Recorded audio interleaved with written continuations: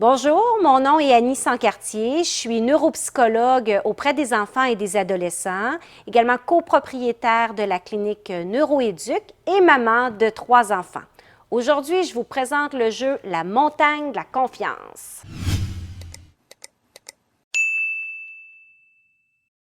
L'estime de soi peut être en fait définie comme le jugement sur sa valeur personnelle. Tant nos forces, nos qualités, mais aussi les défis puis les limites que nous avons. L'estime de soi, c'est un élément fondamental au bon développement psychologique des enfants. Et dans ma pratique, je rencontre plusieurs parents qui sont soucieux du développement de l'estime de leur enfant, puis qui m'interrogent souvent à savoir si je connais des outils concrets qui pourraient les aider à outiller davantage leur enfant à ce niveau-là, à favoriser l'estime de soi de leur enfant. Alors, dans cette optique, je vous présente le jeu La montagne de la confiance, qui est un gros coup de cœur pour moi cette année. C'est un jeu donc développé par les éditions Placotte qui s'adresse aux enfants âgés de 7 à 12 ans, mais je vous dirais que peut très bien se jouer avec des enfants un peu plus jeunes, disons à partir peut-être de 5 ans, puis même peut-être un petit peu plus vieux, là, aller jusqu'à peut-être 13 ans, 14 ans, parce qu'on peut l'adapter, vous verrez. Donc, pour 2 à 4 joueurs, et les parties durent de 20 à 30 minutes environ. Alors, comment on joue à ce jeu La montagne de la confiance? En quoi ça consiste? Bien, tout d'abord, le but de ce jeu-là consiste à gravir la montagne jusqu'en haut pour aller rejoindre Kili, le Yéti, dans sa grotte qui a perdu confiance en lui pour pouvoir aller lui redonner confiance et estime de lui-même. Alors, pour ce faire, les joueurs vont devoir parcourir la montagne et en prenant garde de ne pas glisser sur les cases, certaines cases, et répondre à des cartes questions qui sont regroupées en 4 catégories. Donc, respectivement, le sentiment de compétence, la connaissance de soi, le sentiment de sécurité et le sentiment d'appartenance, qui correspondent en fait à 4 grandes catégories, 4 composantes de l'estime de soi, selon le modèle de Germain Duclos, qui est un psychoéducateur qui a longuement travaillé, puis qui travaille encore sur l'estime de soi, puis qui d'ailleurs a développé plusieurs ouvrages et livres sur le sujet. Alors, comment on joue? Le premier joueur va donc lancer le dé et faire avancer son pion Yéti selon le nombre de cases indiquées.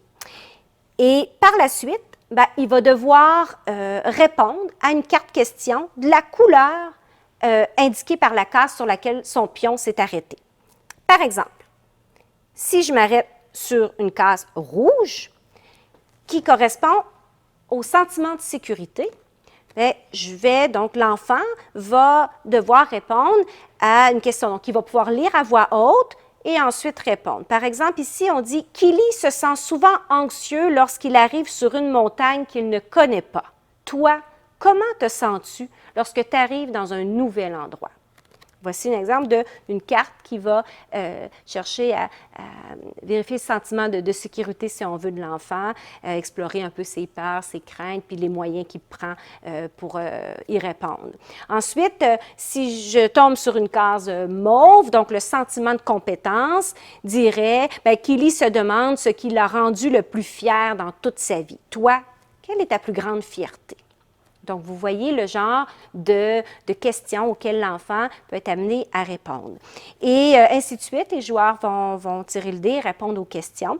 Et le gagnant va être celui qui va gravir la montagne jusqu'à la grotte du Yéti, qui sera le premier arrivé. Le jeu fournit aussi un petit document, un feuillet explicatif que je trouve intéressant pour les parents qui voudraient lire davantage, par exemple, les composantes de l'estime de soi, puis de voir comment on peut aider un enfant à répondre aux questions pendant le jeu.